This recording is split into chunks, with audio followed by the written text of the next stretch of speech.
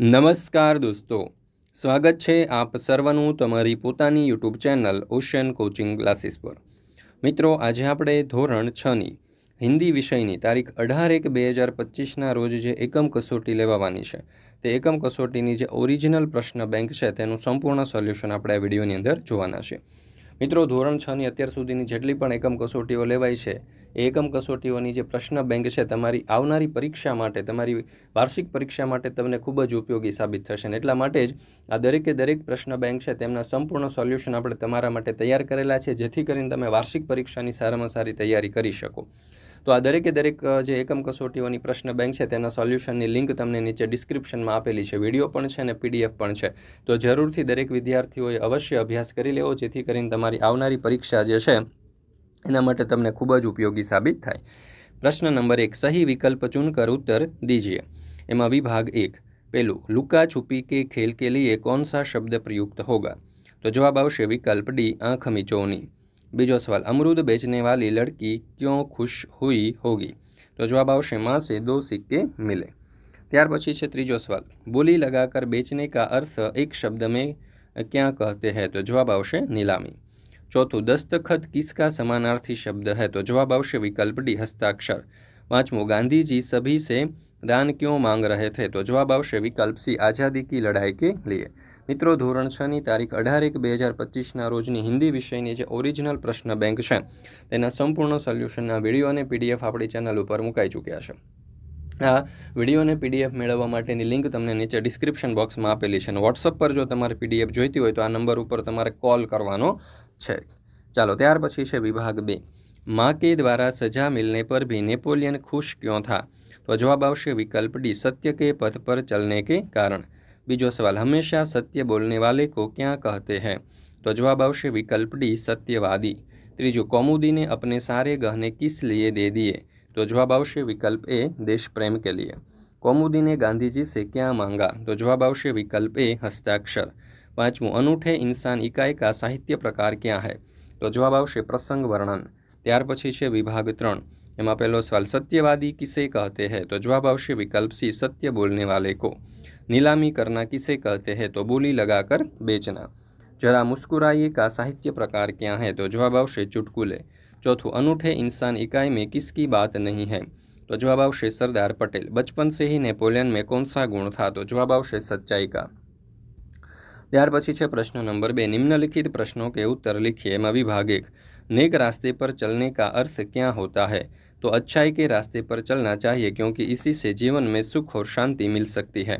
धरती पर हर तरफ क्या है? तो जवाब आवश्य धरती पर हर तरफ जुल्म और बेबसी है। हमें किसके बारे में सोचना चाहिए? तो हमें यह नहीं सोचना चाहिए कि हमें दूसरों से क्या मिला है, बल्कि यह सोचना चाहिए कि हमने दूसरों के लिए क्या किया है।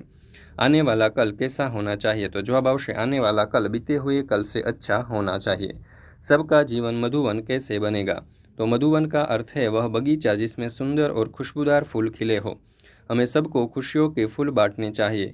ये फूल पाकर लोगों के चेहरे उदास नहीं रहेंगे, उनका मन प्रसन्नता से भर जाएगा, वे आनंद और उल्लास अनुभव करेंगे। इस प्रकार उनका जीवन सुख बन जाएगा। ત્યાર પછી છે વિભાગ 2, हमारे मन में कैसी भावना नहीं होनी चाहिए? तो हमारे मन में किसी से बदला लेने की भावना नहीं होनी चाहिए। हमें कैसी ज़िंदगी की कामना करनी चाहिए? तो हम ईश्वर से कामना करते हैं कि वह हमें जितनी भी ज़िंदगी दे वह भली हो। जीवन को मधुवन बनाने के लिए क्या करना होगा? तो जवाब आवश्य जीवन को मधुवन बनाने के लिए हमें सबको खुशियों के फूल बांटने चाहिए। ये फूल पाकर लोगों के चेहरों उदास नहीं रहेंगी, उसका मन प्रसन्नता से भर जाएगा, वे आनंद और उल्लास अनुभव करेंगे, इस प्रकार उनका जीवन सुखी बन जाएगा। चौथों, हम कैसे रास्ते पर चलना चाहिए? हमें नेकी के रास्ते पर चलना चाहिए क्योंकि इसी से जीवन में सुख और शांति मिल सकती है। हमारे मन में कैसी भावना नहीं होनी चाहिए? तो हमारे मन में किसी से बदला लेने की भावना नहीं होनी चाहिए। ત્યાર પછી છે વિભાગ 3, धरती पर हर तरफ क्या है? तो जवाब आवश्य धरती पर हर तरफ जुल्म और बेबसी है। हमें कैसी ज़िंदगी की कामना करनी चाहिए? तो हम ईश्वर से कामना करते हैं कि वह हमें जितनी भी ज़िंदगी दे वह भली हो। हमें सबको क्या बांटना चाहिए? हमें सभी को खुशियाँ बांटनी है ताकि कोई दुखी या उदास न रहे। धरती पर किसका बोझ बढ़ता जा रहा है? तो धरती पर पाप का बोझ बढ़ता जा रहा है। हमारा मन पावन कैसे बनेगा? तो हमारा मन करुणा के जल से पावन बनेगा। ત્યાર પછી છે प्रश्न नंबर 3, घटना का वर्णन 5-6 वाक्य में लिखिए। एમાં विभाग 1, आग की घटना के बारे में लिखिए। तो आग की घटना एक खतरनाक आपदा है जो अक्सर बिजली के शॉर्ट सर्किट, गैस लीक या लापरवाही के कारण होती है। यह जानमाल, पर्यावरण और मानसिक स्वास्थ्य को गंभीर नुकसान पहुंचा सकती है। इससे बचने के लिए सुरक्षा उपकरणों का उपयोग, सतर्कता और आपातकालीन सेवाओं की जानकारी रखना आवश्यक है। जागरूकता और तैयारी से आग की घटनाओं के खतरे को कम किया जा सकता है। ત્યાર પછી છે विभाग 2, किसी ने आपकी मदद की हो ऐसी घटना के बारे में लिखिए। एक बार मैं एक अनजान शहर में यात्रा कर रहा था और अचानक मेरा फ़ोन बंद हो गया। उस समय मेरे पास न तो रास्ते की सही जानकारी थी और नहीं किसी से संपर्क करने का साधन। मैं परेशान होकर सड़क के किनारे खड़ा था। तभी एक स्थानीय व्यक्ति ने मेरी स्थिति समझी। उसने मुझसे बात की, मेरा मार्गदर्शन किया और अपना फ़ोन देकर मुझे घर पर सतर्क करने का मौका दिया। उसकी मदद से मैं न केवल सही स्थान पर पहुंच सका, बल्कि यह भी सीखा कि संकट के समय दूसरों की मदद कितनी महत्वपूर्ण होती है।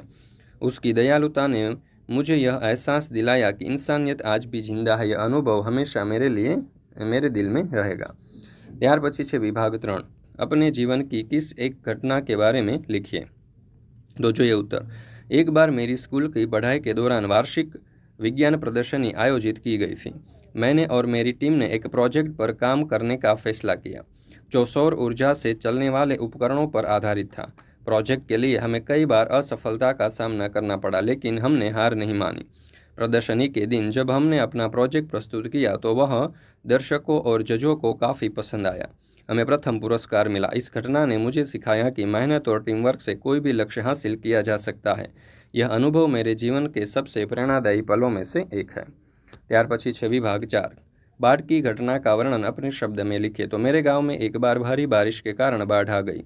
नदियों का पानी उफान पर था और गांव में पानी भरने लगा। लोग अपने घरों से सुरक्षित स्थानों पर शरण लेने लगे और बचाव दलों ने नाव के माध्यम से मदद शुरू की। प्रशासन ने राहत सामग्री और चिकित्सा सहायता प्रदान की। इस घटना से हमें आपदा के समय तैयारी और एकजुटता की अहमियत सिखाई। ત્યાર પછી છે विभाग 5, आपने किसी की मदद की हो ऐसी घटना का वर्णन कीजिए। तो एक बार मैंने एक बुजुर्ग व्यक्ति को सड़क पार करने में मदद की थी। वह काफ़ी धीमे चल रहे थे और ट्रैफिक तेज था।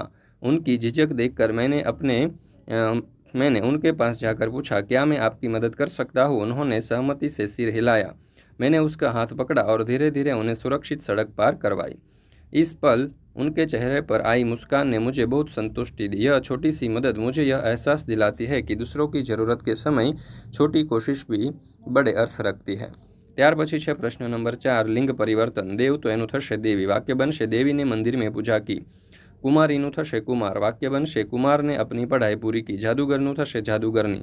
वाक्य बनशे जादूगरनी ने बच्चे को अपने जादू से चकित कर दिया। ત્યાર પછી છે विभाग 2 માં માસ્ટરનું થશે માસ્ટરની। वाक्य बनशे मास्टरनी ने बच्चों को कविता सुनाई। नागिनનું થશે नाग। वाक्य बनशे नाग बिल से बाहर निकल आया। हिरनનું થશે हिरनी। हिरनी अपने बच्चों के साथ घास चर रही थी। शेरનું થશે शेरनी। वाक्य बनशे शेरनी अपने बच्चों के साथ खेल रही थी। तरुणનું થશે तरुणीનું થશે तरुण। तरुण ने प्रतियोगिता में भाग लिया। ग्वालाનું થશે ग्वालिन। वाक्य बनशे ग्वालिन ने गायों का दूध दुहा। ऊँटનું થશે ऊँटनी। वाक्य बनशे ऊँटनी अपने बिछड़े के साथ पानी की तलाश में थी। मेढकीનું થશે मेढक। वाक्य बनशे मेढक तालाब में तैर रहा था। सांपનું થશે सापिन। सापिन अपने बिल के पास बैठी हुई थी। विभाग 5 तरुणीનું થશે तरुण। वाक्य बनशे तरुण ने अपनी कहानी सुनाई। धोबीનું થશે धोबी। वाक्य बनशे धोबी ने कपड़े प्रेस किए। डॉक्टरનું થશે डॉक्टरनी। वाक्य बनशे डॉक्टर ने मरीज का इलाज किया। प्रश्न नंबर 5, निम्नलिखित वाक्य का मातृभाषा में अनुवाद कीजिए। पहलो सवाल, दुर्गावती बचपन से ही बहादुर थी। तो यहाँ वाक्य आवशे कि दुर्गावती बाळपणथी ज बहादुर हती। नेपोलियन सत्यवादी था तो नेपोलियन सत्यवादी हतो। जीवन में खेल बहुत जरूरी है। तो जीवन में रमतो खूब जरूरी है। एक चिड़िया पेड़ पर रहती थी तो एक चकली वृक्ष पर रहती थी। ત્યાર પછી છે વિભાગ 2, કૌમુદીને अपने रत्नजड़ित बूंदे भी निकाल दिए। तो कौमुदीए तेनी रत्नजड़ित बुट्टीओ पण काढी नाखी। वेदांत पढ़ाई में होशियार लड़का है तो वेदांत अभ्यास में चतुर छोकरो है। पंडित जी रामायण सुनाने लगे तो पंडित जी रामायण कहवा लग्या। मेरे दादाजी यात्रा पर गए हैं तो मारा दादाजी यात्रा पर गया है। विभाग 3, हंसने से हमारा स्वास्थ्य अच्छा रहता है। तो जवाब आवशे हसवाथी आपणुं आरोग्य सारुं रहे छे। मुझे अपना घर बहुत पसंद है तो મારું ઘર ખૂબ જ પસંદ છે। बारिश को देखकर मोर नाचने लगा। तो वरसाद जोईने मोर नाचवा लाग्यो। मीरा प्रार्थना खंड में भजन गा रही थी। तो मीरा प्रार्थना खंड में भजन गाई रही है। ત્યાર પછી છે વિભાગ 4। પહેલું, ખેલને સે મનોરંજન મિલતા હૈ। તો રમતો દ્વારા મનોરંજન મળે છે। નેપોલિયન અનૂઠા ઇન્સાન થા। નેપોલિયન અનોખો માણસ હતો। तालाब में बतख तैर रही है। તળાવમાં બતક તરી રહી છે। हमने छात्रालय में रहने का निश्चय किया। तो અમે છાત્રાલયમાં રહેવાનો નિર્ણય કર્યો છે।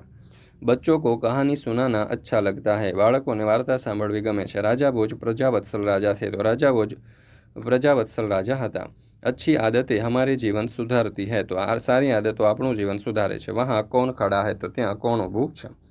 મિત્રો, અહીંયા આપણે આજે હિન્દી વિષયની એકમ કસોટીની જે ઓરિજિનલ પ્રશ્ન બેંક છે તે પૂર્ણ કરીએ છીએ। ફરી મળીશું આપણે આ ધોરણ 6ની જે આવનારી એકમ કસોટીની જે ઓરિજિનલ પ્રશ્ન બેંક છે તેમના સંપૂર્ણ સોલ્યુશન સાથે। મિત્રો, આપણી આ ચેનલ ઉપર અત્યાર સુધીની બધી જ એકમ કસોટીઓના સંપૂર્ણ સોલ્યુશનના વિડીયો અને પીડીએફ મુકાઈ ચૂક્યા છે। આ વિડીયો અને પીડીએફનો અભ્યાસ કરવા માટેની લિંક તમને નીચે ડિસ્ક્રિપ્શન બોક્સની અંદર મળી જશે।